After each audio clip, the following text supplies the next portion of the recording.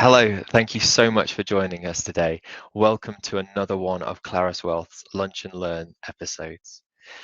These are designed to give you bite-sized, easily digestible finance while leaving you enough time and space to get back to your lunch. Today's session, as you can see by the title, is incredibly emotive, uh, difficult to talk through, and opens up a whole can of worms, has many rabbit warrens and crossroads to navigate. But it's about long-term care. Long-term care, there's clearly a pressure to fund care by the individual. The government don't really want to fund it. It's complicated, it's expensive. They push the can down the road. Like all things in life, working with partners helps to get the best solution. And here at Clarus, we work with several partners on long-term care planning, one of which is my care consultants, who do an extraordinary job in giving you lots of information beforehand in the process to building up to the advice that you need around it. I highly recommend that you have a chat with them. I think they're great. These webinars, as you know, are designed to be no more than 30 minutes long, and each has a specific focus. Today, as I mentioned, it's long-term care, but I'm going to break that into 3 categories. And out of those 3 categories, we are going to definitely gloss over it. It's going to be a quick 25-minute brief over each of them. Please don't expect too much detail, but please reach out to us, and I'm happy to go into those details with you. It's really important to get that right. I'm happy to introduce you to my care consultants or anyone else that we can work with to get you the information you need. Those 3 points are the importance of lasting powers of attorney, how they are vital in my opinion. Then the process for entering long-term care and some self-funding options. So that's really what we want to be able to do. If you've joined us on any of our previous webinars, you'll know that we record each of these. So if anything happens in this next 25 minutes that you need to go and answer or deal with, don't worry, it's recorded. It's going to be placed on our website so that you can come back to it later. As always, we'll be sending out reminders of upcoming events. So if you want to hear more about what we've got planned, please just ping us an email, let us know, get subscribed onto our mailing list via the website, or join us on LinkedIn, Twitter, or any of the other social media platforms, and we'll be delighted to communicate with you more. Before I go on, the housekeeping. Clarus Wealth is an independent chartered financial planning firm, and we're part of what's called a network who are known as Best Practice IFA Group. They're a high-end award-winning network with chartered status also. Clearly, this is a public presentation, so I want to make it absolutely clear that none of this is personal advice. It will be too high level to be anything but general information, and it's for educational purposes only. As I mentioned, look, there's going to be probably questions that you're going to have about this. It's very top level. I want you to be clear on some of the information. So reach out to us if you've got questions. I'm really happy to talk about it. The best way to get us, and I'll put all these details up at the end, is hello@claruswealth.co.uk, or connect with us on any of the socials, and we're happy to talk. Right, let's begin. Let's move forward. Let's not waste any more of our lunchtime. I'm going to disappear, make the slides nice and big so that you have got full access to them. So you should be able to see that nice and big. And let's move forward. Here we go. So let's start with a bit of introduction, a little bit of the stats. Often long-term care is assumed to be for the elderly, or it's for those that have lost mental capacity. But according to data from the NHS, in 2019 and 20, 9 in 1,000 people aged between 18 and 64 needed long-term care support. Now, clearly, once you breach that 65 age knife edge, that number starts to increase, and quite rapidly. It becomes 54 in 1,000. All of that is just to start off by saying, just because you're old or just because you've lost your mental capacity doesn't mean that there aren't a wider breadth for long-term care needs. If we put those numbers into perspective, it's around about 840,000 people in the UK who receive publicly funded social care. In in 2016 and 17, the National Audit Office estimated that was probably being spent around about just over £10 billion on privately purchased social care. And indeed, many people who receive some sort of publicly funded social care are also expected to contribute to it from their income. I think it's also good to know how many people are staying in self-funded and versus state care funding homes. And if I give you the overall numbers just as a quick kind of overview for you, about in 2019 and 20, about 85% of care home beds in England were occupied. And of those, 36% were self-funded care home residents and 64%, did I say that right? 36% were self-care funded residents and 64% were state funded. Now, giving those numbers of how many people use state funded care home, it's worrying to note that actually quite a large proportion of those homes were actually deemed as needing improvement or inadequate. Now, please hear me correct. I don't want you to think that all of them are like that. There are many high quality homes, both in care and state, that are available to access. But knowing that before you go into it is vitally, vitally important. Hence this webinar. The scary bit, the horrible bit.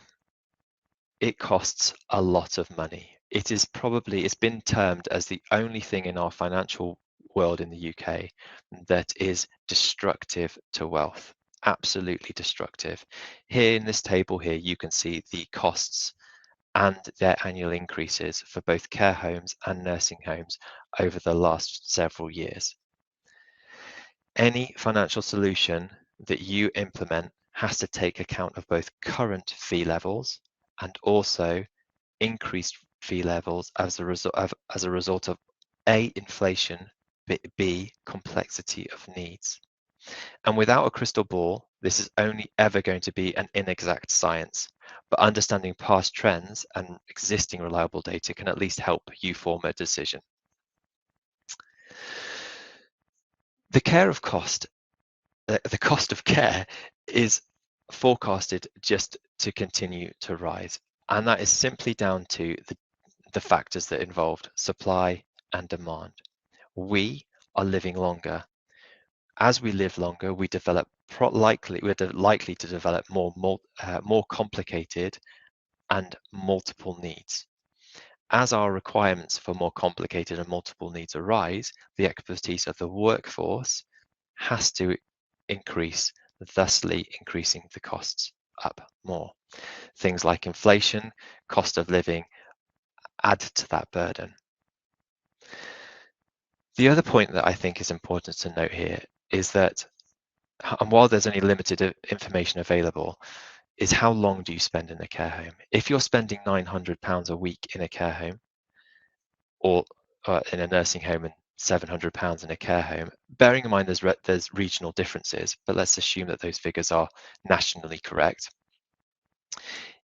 How long are you going to have to be paying that for? And there's only limited information available. But in 2011, Bupa published an anonymized census which said that the average length of time spent in a care home is about 3 years. Now, you have to take that information with a bit of a pinch of salt because it doesn't tell you anything about age, sex, complexity of an individual's needs, but it starts to give you an idea of how much this can cost. So, where do we need to start? I think the most fundamental and basic starting point is to know what you've got in place in relation to your legal rights. We at Clarus Wealth, our advisors talk about lasting powers of attorney in every meeting pretty much. They are vital. And many people do have power of attorneys for if things go wrong, but it's vital to check that they are valid and what power it actually gives you. A power of attorney is a legal document which allows you, the attorney, to act on behalf of someone else, the donor, in matters of health, welfare, and financial matters. And there are two of the most common types. There's the enduring power of attorney, which you're no longer able to apply for, but are still in force for older versions, and the lasting power of attorney, which has replaced the EPA. The enduring power of attorney was set up, they were able to be set up pre-September 2007, and they cover decisions relating to property and financial affairs. If you've got an old EPA, they're still valid, they're still recognized, you just can't get a new one now. But they're valid for if the donor loses mental capacity, the attorney can't act on their behalf until the EPA has been registered with the Office of Public Guardian. So if you are an attorney named under an EPA, you have to make sure this is registered as quickly as possible once capacity is lost to avoid any delays in looking after the donor's affairs. The issue with this is that I think it's taking the Office of Public Guardian around 20 weeks from receiving a document to registering it. 20 weeks.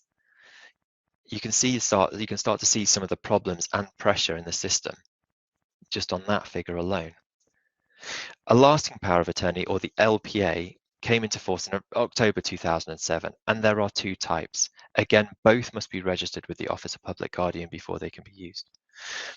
Property and Finance LPA can be used with the donor's permission before capacity is lost, but the Health and Welfare LPA does not come into effect until the donor has lost mental capacity. This, when it is in force, it allows you as the attorney to help make decisions about the donor's daily routine, where they stay, and also allows you to influence decisions about the medical care. But what happens if your loved one requires care unexpectedly now?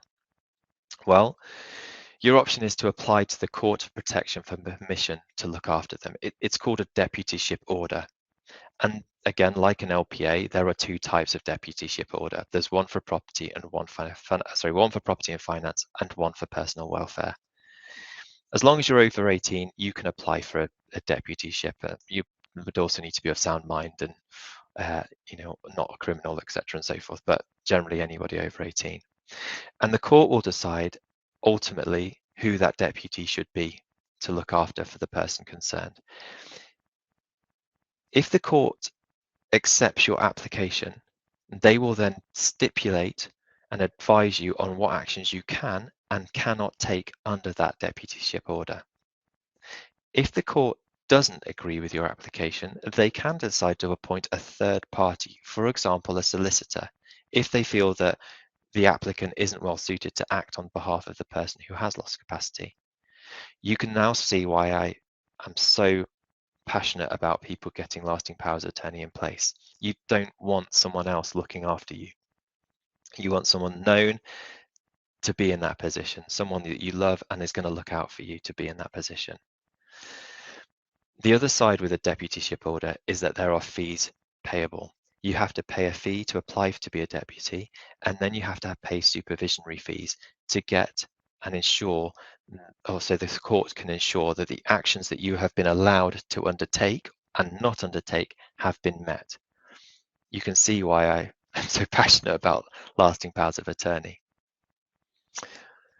Right, section 2, and excuse me, I'm just going to take a sip of water. This is about the process.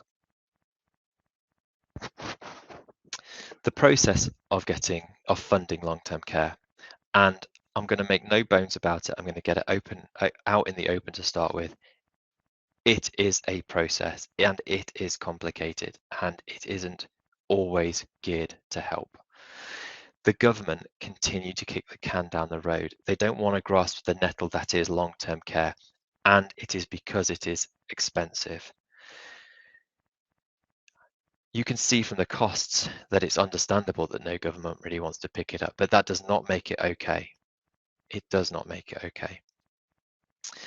We often hear of people who have paid for their care when they shouldn't have actually been paying at all. They could have had it covered from other sources. So going through the process and engaging people like Clarus Wealth or My Care Consultants right at the start is incredibly important. Because it's so expensive, it is destructive to wealth. We have to make sure that you have been taking the right routes at the right process in order to ensure that you're paying as little as possible for care of your loved ones. So what we're going to go through now is each of these central blue boxes, and we're just going to cover them off one by one. Again, high level, but hopefully giving you enough information to want to know more. The first step on the process is the care needs assessment. And we're going to start off by saying that local authorities have a legal duty to meet an adult's eligible care needs subject to their financial circumstances. The local authority must conduct an assessment to establish that person's needs. So, when the local authority come in to offer support, they assess the individual's eligibility for that support. They will consider how a person's needs affect their ability to achieve certain outcomes and how this impacts their well-being. If the local authority agrees that there is a need for care, they will then assess who is liable to pay and how much, i.e., are they going to pay as the local authority, or are you going to pay as the person needing care? But at first, they must establish the need itself, and this is what this process is called, the care need assessment. What they will be looking for is, or for an adult to be deemed as having a need for care, they will have 3 points effectively. Number one, their needs are caused by a physical or mental impairment or illness. Number two, they're unable to achieve 2 or more specified outcomes, and I'll give you some examples of those. Maintaining and managing nutrition, personal hygiene and toilet needs, for example, or being appropriately clothed are specific outcomes. Number three, lastly on that list, is there is or is likely to be a significant impact on their well-being as a consequence of not receiving support. This is the first part of the process, and it can be requested either directly from your local authority or from your GP. If I jump back 2 slides, you can see where that fits in and how quickly it starts. The next is the nursing care, or did you qualify for continuing healthcare? So what is NHS continuing care? Part of that care needs assessment involves screening for free NHS care. It's part of the process. People who need care in England, Wales, and Northern Ireland may qualify for free NHS care if they have a disability or complex medical needs. It's known as continuing healthcare, CHC. If you qualify for it, the NHS should meet the full cost of your care, including any care provided at home, in a nursing home, or a hospice.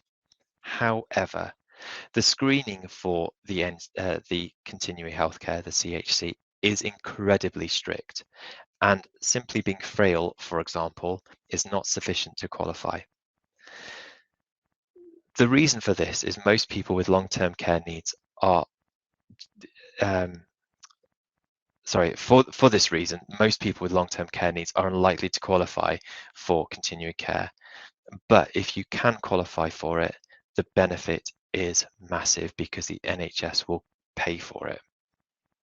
As I said, getting the right help at the start to establish whether that is a likelihood is critical. Eligibility for the CHC is not subject to a financial means test and has no personal contribution needed. You have to be over 18 and you have to have a primary health need that's arisen as a result of a disability, accident or sickness.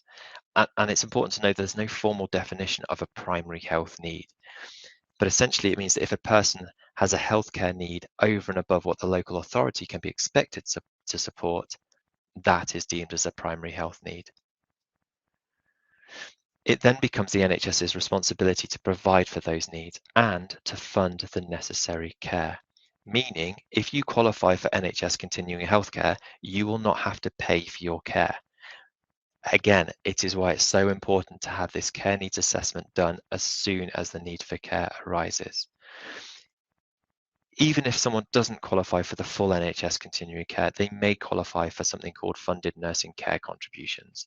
It's a fixed payment. It's paid by the NHS directly to the care home to help the care home pay for the provision of a registered nurse.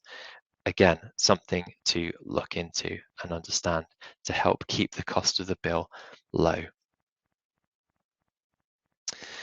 The financial assessment, the one that looks at whether you'll be paying it or whether they will be paying it. It happens after the care needs assessment has been carried out and once the need for care has been agreed. The local authority will then complete what's called the financial assessment to establish how much money, if any, they will contribute to the cost of someone's care. i.e., the financial assessment is used to determine the financial contribution that the local authority might be required to make for that person. As it's only the person who needs the care that's been financially assessed, it's only their ability to contribute towards that cost that's taken into account, meaning that if assets are in joint, or if they have joint savings or joint income, it will generally be halved for the financial assessment. The same for the house. If the person needing care has a house, the value could be taken into account. However, if they live with a spouse or a partner or another family member aged over 60, the local authority must disregard the value of the property for the financial assessment. However, there are exceptions to this rule, so be careful. When they assess how much income someone can contribute towards the care, the local authority must ensure that the individuals in a care home retain a certain amount of their income to cover their personal expenses. For example, a hairdressing cost. It's known as the personal expense allowance. When the local authority values your capital, they will use various thresholds, and once they've looked at everything, they'll come to some agreement, and they'll look at various thresholds and decide how much they will contribute towards the cost of your care, if any, and how much you will need to contribute. So, when going through this process, it is absolutely critical that you claim for all the benefits you can. As I said, it is a destruction to wealth at the moment, and you need to make sure that you have these benefits in place. I'm going to give you 3 quick ones now, but I have a document from my care consultants, which is an A to Z guide of benefits, which I'm really happy to provide for you. So the 3 we're going to bosh through just now are attendance allowance, disability living allowance, which has been really superseded by the personal independence allowance. The attendance allowance is a tax-free, non-means tested benefit for anyone who suffers from an illness or a disability and has care or needs supervisory needs. You have to be over 65 to qualify for it when applying, and you have to have had care for or support for at least 6 months. If you have to pay for all your care, you can still receive this benefit even if you're living in a care home. The disability living allowance, it's kind of been superseded and replaced by the personal independence payment, which I mentioned earlier. But this again is a tax-free payment for disabled people who need help with associated support or mobility costs. Payment for this is between 16 and 64. And whilst no new claims can be made for the DLA, if you were born before April 1948, and are already in receipt of it, you will continue to receive it as long as you meet the qualifying criteria.